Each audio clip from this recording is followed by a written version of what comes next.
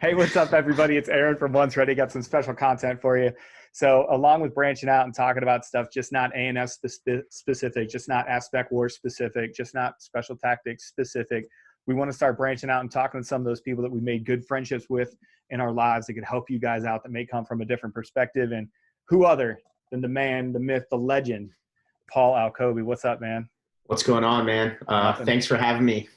Dude, I'm so stoked to have you on here, and especially getting it out onto YouTube and whatever, like the work that you do. And we'll talk about it for us, just being friends, and then our friendship that we've had for years now, 10 years, almost decades now. Yeah, a little bit longer, which is wild to think about. But developing those things, like that's why we're in this game together, is to kind of link everybody up. So I'm really pumped that you came on. I wanted to have you on, and the first thing I'll talk about, I'll just turn it right over to you, man. Like, man, tell us who you are, and it can be as in-depth as you want or as not as in-depth as you want. But man, just kind of go over what you want to talk about for who I am as a person. This is me in a nutshell.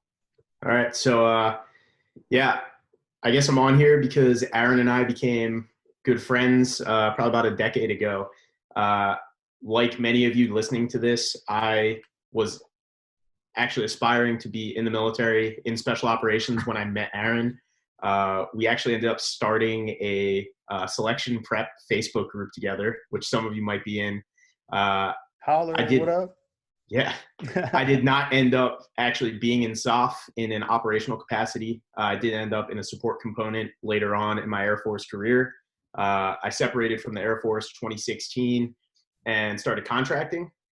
And after being a military contractor for about 2 years and happening to pick up a camera, kind of fully immersed myself in that world when someone offered me a little bit of money.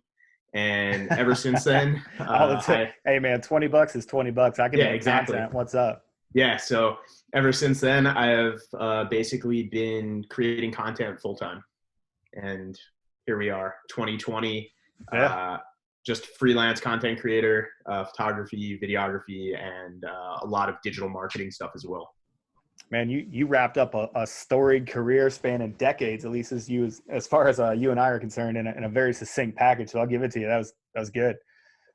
I tried, man. This is like my sixth podcast, I think. So, hey, you got me beat, man. Hey, hooray! You're the veteran. You should interview me over some dumb stuff. But there we go, man. Let's go back to the military career. So you got in, and you can talk about whatever you want, but we talk a lot about owning your lane and earning each breath, and the training and dedication needed to become a valued member of not only just the Air Force, because we just our last podcast becoming an airman is actually one of our most viewed videos, and people want to know what it's like to be part of that. But what are some things, especially knowing what the podcast is about and then your own journey, what are some things that are parallels where you're like, man, I wish somebody would have told me this is the path I was supposed to be on back then?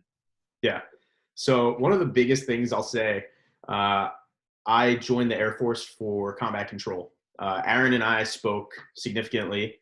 And if any of you are listening to this and you have 500 questions, stop asking them. I honestly think going in knowing as much as I knew was detrimental to me. It was almost worked against you. How did it almost work against you? Because you start anticipating what's next instead of actually just focusing on the now. Yeah. And okay, well, I have this exercise complete. I know we have a ruck later, or I know we have a swim later, and just worrying about what your task at hand is. Yeah, that's a good one. I always preach to people, get lost in the moment. You can't get out of it. Like, just be present. It sounds like one of those weird hippie things, but man, be present in the moment, be part of the scenario, be acting on your environment. Don't just be passive. It helps you, get through those times. But yeah, I can totally see how, like, too much information, you just might, oh man, I know this is overload. Yeah. Now I can imagine that's gotta be tough to deal with. I'm too stupid. I have to be in the moment all the time. Yeah. That's basically it for me. I have no other choice. So yeah. And it's funny you mentioned that because I had a really small team in terms of people that successfully made it. And then the guys that did make it, they knew the least. So like you said, they were just kind of ignorant to everything that was going to occur, and they did the best and succeeded. Man, they just they're like seaweed. They just accepted it as it came. Yep. I wanted to talk to you about this too, because this is one of the, one of the times I first remember like us having for real conversations, and, it kind of turned into, not so much just bro to bro, but a little bit more like, mentorship or whatever. So you go through, your ANS, what we call ANS now, but, the selection criteria back in the day, you find your way out of it for one reason or another. And we talked about how those stressors affected your life, especially early on. And without you don't have to go into it, man. Like, oh, I will. If it helps someone, I'm all about it. Yeah. So basically what I wanted to ask is, like, with everything going on with the living situation and how you felt in your headspace there, how much did that affect what you were doing in the moment? 100%. I ended up becoming too focused on things not outside of my control, but outside of my present environment.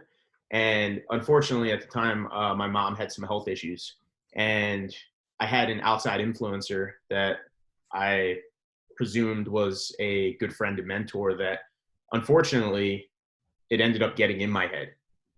Okay. So I let that control me. I let, being a brand new airman, I happened to listen to a team lead who was a great guy, but he also told me a sob story that also affected me. Right. Okay. And, one thing led to another, and I found myself sitting in front of the first sergeant. Right. Like, I remember going in, and it just kind of snowballed. My ATL took me over to the first shirt after we spoke to the cadre, which I was trying to get a Red Cross message. Mm-hmm. I was trying to find out what was going on, hopefully get home, take emergency leave, whatever the case may be. And, furlough, whatever happened, I don't remember at any single point feeling like this is not the career path I want. It was, hey, can I take care of this and come back? Okay. And it was a career path I wanted. It just unfortunately became something that wasn't attainable at that time and then in the future. But I don't regret what happened. I look at it as, would I have been an asset at that time? Probably not. Right. And that's where you and I saw so many parallels in your experience and my experience, which I went into on another YouTube video. But yeah, man, there was a time, man, I'm actually pretty happy that it didn't work out for me the first time, because I don't think I would be any good. Not saying I'm any good now, but I think at that time, I just didn't have a lot to offer either. So, I'm not thankful for the journey. I don't mean to turn this into some self-exploration, but I agree with you. I remember really connecting on that part when we talked about it. Yeah. Yeah. And I had planned to go back, and then I just got jaded, man. Like, how leadership and operational tempo and whatever else can be. And it just became okay, maybe I'll get out and come back in. And then, you know what? Maybe I'll pursue something else that will be fulfilling to me in a long term. Yeah, so absolutely. And that's an awesome segue to get right into what you're doing now. And man, you got to hear it from me. Like, your stuff has been through the roof, son. You've been going, not just, I appreciate it, man. Not just with popularity, but you can see how you're evolving. You can see how much better you're getting at, certain stuff. You compare old photos and new photos. I actually have a couple friends who are like, I can't believe how much, it's obvious, just obvious. So those kudos from me aside, man, walk us through how you got through producing content, both, still photography and video. So it kind of evolved from a point where I was helping a defense contractor I was working for with some social media strategy, and I picked up a pretty decent camera for a beginner, and I started helping them out. And then anyone that's worked for a defense contractor knows when it goes bad, it goes really bad. What? So, no. Yeah, it's weird. Everyone wants to be a contractor, and then they don't understand that things blow up pretty quickly. But I ended up without a job over there, and I had this camera, and I was trying to find other contracts, get into a different realm of contracting, and I hit a point of depression. And just one day I was staring at the camera. I'm like, damn, I spent almost $1,000 on this thing. Let me use it. Yeah, let me see if something shakes out at least. Mm-hmm. And then I started walking around the city because, for those of you that don't know, like, I was born and raised in Philly, moved back after the military. Philly, what up? Yeah. So street photography is really good here. And I was like, you know what, let me try this just for fun. From there, I actually got an offer from a gym I was training at at the time a CrossFit gym, and it was the Open. For those of you that don't know, it's like a 5-week long online competition. And I basically was asked to go in on Fridays and take photos for, I think it was like $50 for every Friday. I was like, all right, cool. You don't pay me to take photos? Like, I was going to take them anyway, man. I've made it. Let's do this. I did it. Yeah. I figured I cracked the code. Yeah. You know, I'm 100 air. Like, that's it. I'm rich. I'm rich. Congratulations. So, bring me some Dave Chappelle into this. Exactly. But, so I ended up doing that. I would give them like 200 photos from every Friday. And they're like, this is way too much, man. Stop. Like, why are you giving us so many photos? I'm like, that's great. Like, you didn't even know what the going rate was. You were just like, here, I took all of them. You might as Here's well have all them. These photos. Sure. I spent all this time editing them. They look really good. Here's 200 photos. Yep. And then after that, it just kind of happened to where I was like, you know what? Let me see where I can actually go with this, because I enjoy it. And if for some reason someone wants to give me money to do it, this is great. Yeah. So then I bought a different camera and some lenses, and I started picking people's brains. Like he's known as Dynamic Concepts now. Ryan, he was really influential to me. He is one of those creators, especially in the tactical realm, that I would call him an innovator. He has a very unique style, and we kind of come from similar backgrounds in terms of skateboarding and just kind of the vibes, you know. So I started picking his brain and picking some other people's brains and watching a lot of YouTube. And then it's like, oh, well, let me try to make a video. And this whole process is when what was the first video you ever made? What was the very first? Do you remember what? For money or just in general? The way because there's a few videos on Pornhub. Come on, man. I was gonna say, the way that you phrased that, I was like, no, not for money. Like, yes, that you ever produced. Do you remember? So how about this? What was the first video that you produced that you were like, holy crap, I might actually be able to do this thing, and you were kind of proud of it? What was that first one for you that you thought you did well? The first video I ever made, I used to film skate videos as a kid. Okay. So that was like, you're talking like 9 years old? Like 13. And I had like a little camcorder I rigged out with like a fisheye and a handle, and you know, I had some fun. So like I knew a little bit about it. Mm-hmm. The first real video I made that I was like, I can actually do something here is, so this is actually how I got involved with Alpha Brew. What up, Alpha Brew? Bro, we went regionals. We went to East Regional. I think it was 2017. And I basically, Ricky got the booth like last minute. Okay. So him and Ryan built out the structure. They did everything in like 2 days. And I was like, yo, I'm coming. I'm there. Let's do this. Man, that's a focus.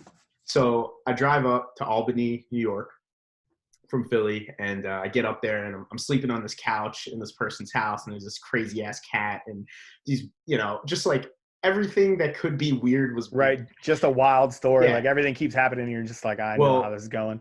We had to make kegs of nitro. So we would turn over the kegs. We basically made a shit ton of kegs, got all the stuff set up. And then Friday morning, we set up the booth, and I just I'm serving coffee. I'm bringing kegs out.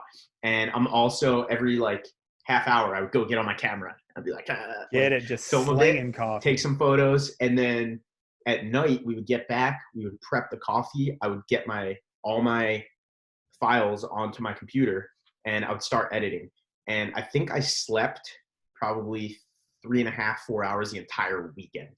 Man, you have a habit of doing so. Yeah. Wadapalooza, Miami, same thing. I mean, almost died at Wadapalooza. I know, man. Well, man, and that's amazing. Like you started off kind of at that level, and you know, you did a lot of work at CrossFit gyms, at fitness competitions and stuff like that. You're obviously connected, you know, into that world, you know, really deeply. You know, we see you especially the last couple months, man, you're branching out into other stuff, the tactical stuff, but also a lot of that street photography. What would you say, like, where are you trying to go as an artist, or as you want to take this thing? Like, where do you see yourself in like a year?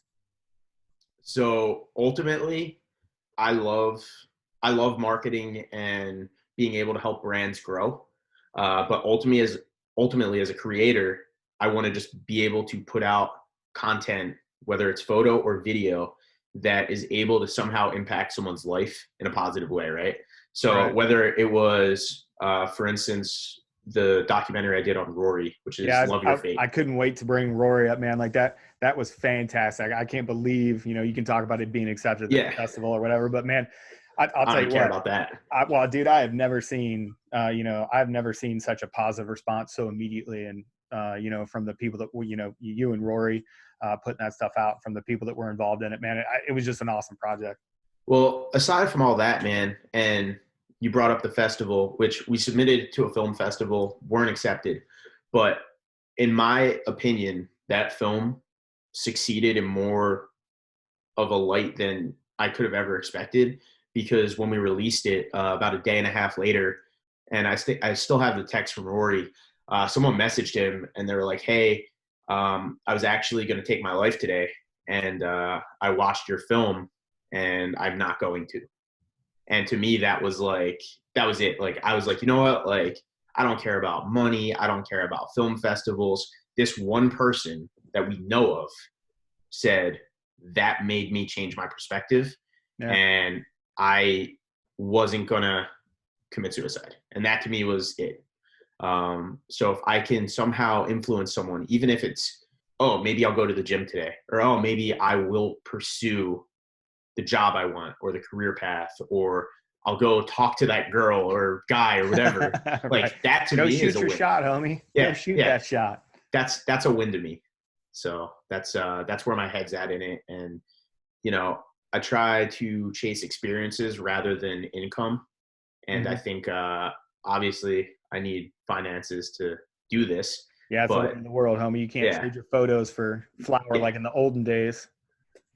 But exposure, bro.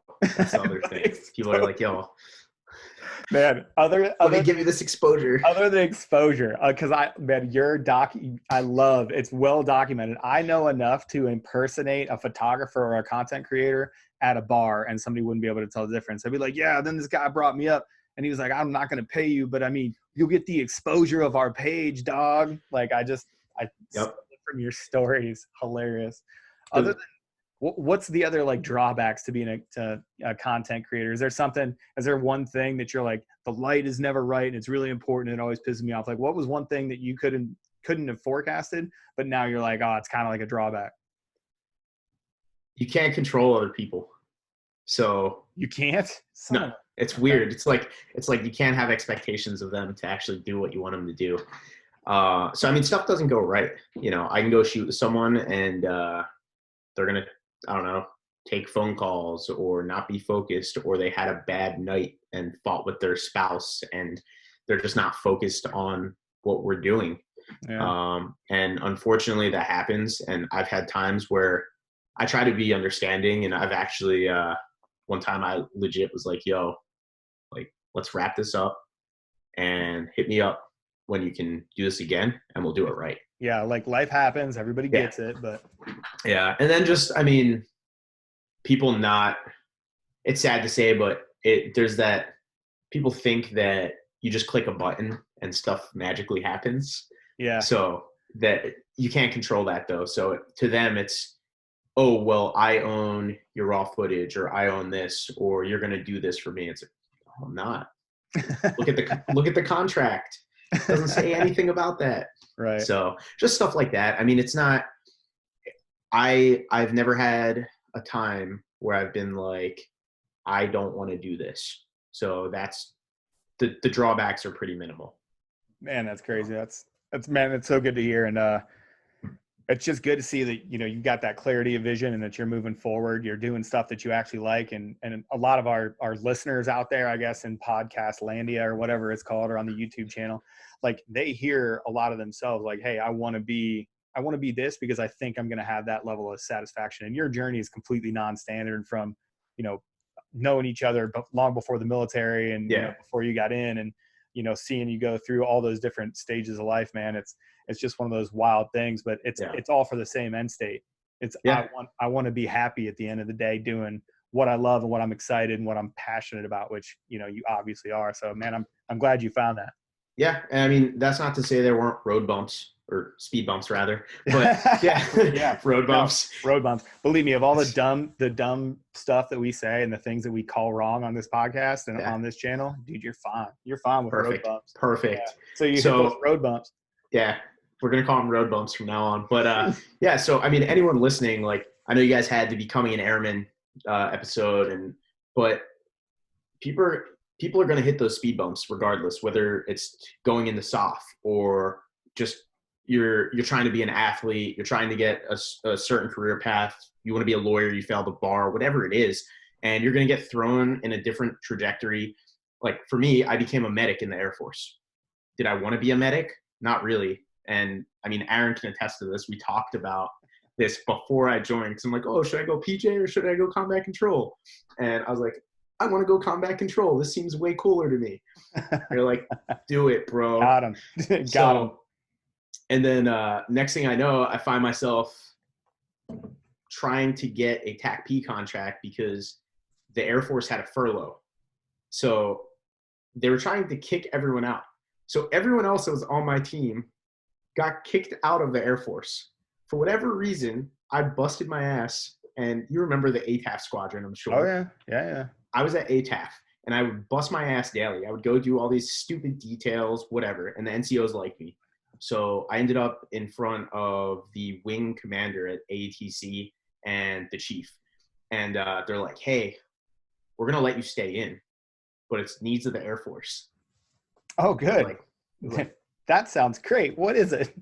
All right. Well, so I go back, and I'm trying to, like, negotiate, beg, borrow, and steal to get a TAC-P contract or something else. And I get a knock on my door one day. They hit you with that open general. They hit you with that, yeah, maybe. Well, get out of here. I actually got really lucky because I still had to fill out a form, but I couldn't put any, at the time it was called Battlefield Airman.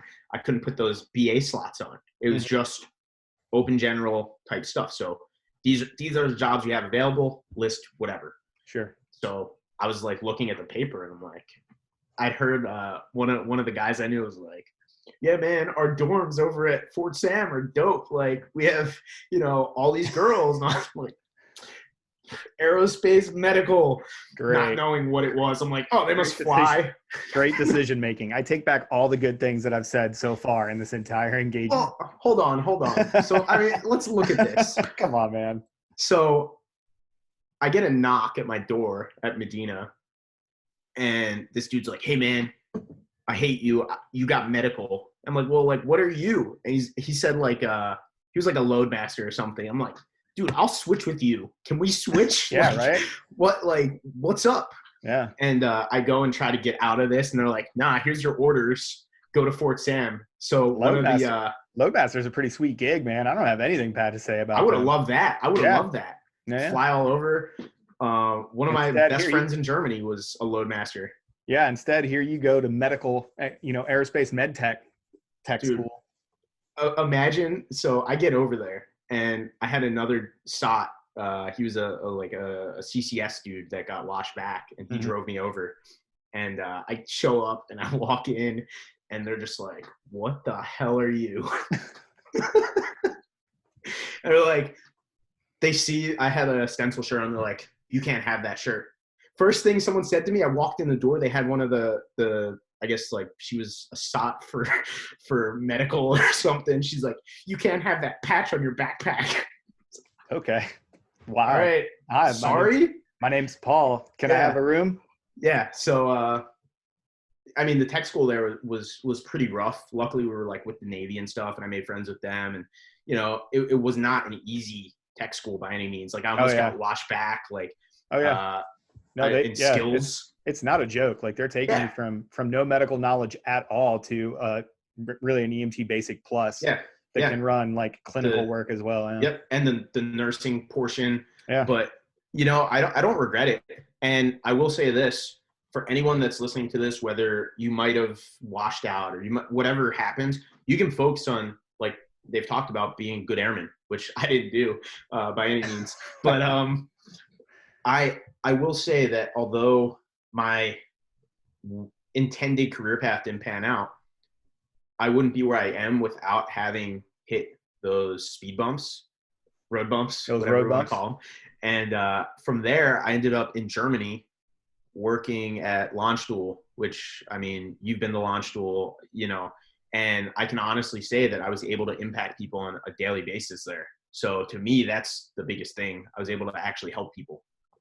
And I've actually, since working there, then going to AFSOC, which at AFSOC, I was just a support medic, you know, but I worked EMS, you know, I helped out where I could and had aspirations of deploying, doing all these other things. And when the time came to punch that card, I was like, I'm out.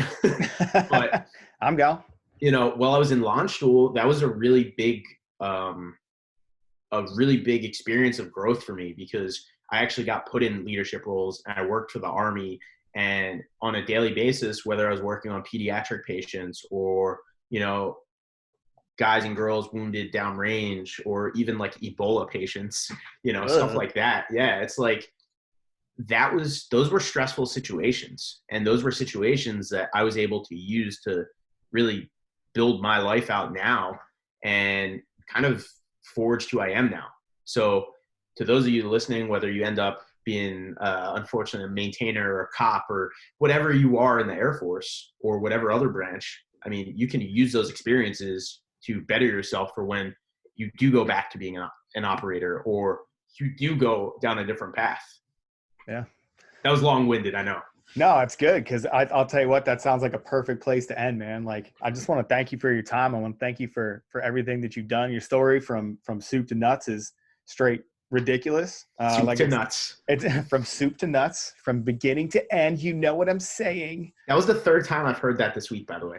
Sorry to cut you off. You're welcome. No, you cut me off all you want. Man, hit us with your socials. Where can everybody find you? So I really just hang out on Instagram because I'm just lazy. I don't even have a website. Everything's Come on, man. I got to get it together. There's some big stuff in the works that I don't want to drop too soon. But my Instagram handle is actually Real Kobe, REALKOBY _, but it's actually RE Alkobe. It's a inside joke. The Real Kobe. I believe it. It was an inside, so it was an email chain. I'm just gonna say it. It was an email chain where it said some chief at the time had RE Alkobe. And then at some point in this, I don't know who it was, they deleted the two, I don't even know what they're called, the two dots. An ellipsis? Yeah, an ellipsis. There we go. You're a smarter man than me. You must have your CCAF. So someone deleted them, and it just became Real Kobe. And it went on for like 2 months. Just an email chain. Kobe. Nice. Well, that's where everybody can find you then, on Instagram, Real Kobe _. Look for his stuff. He's done stuff for One's Ready. Follow us as well. So over at onesready.com, come check us out. I'm at AMLove212000. Man, we out there. So Paul. Yeah, man, this was great. Keep putting out that fire, and you know where to find it. It'll always be on our page. Hey, man, thanks for having me on. And if anyone has any questions, hit me up. I'm always about it.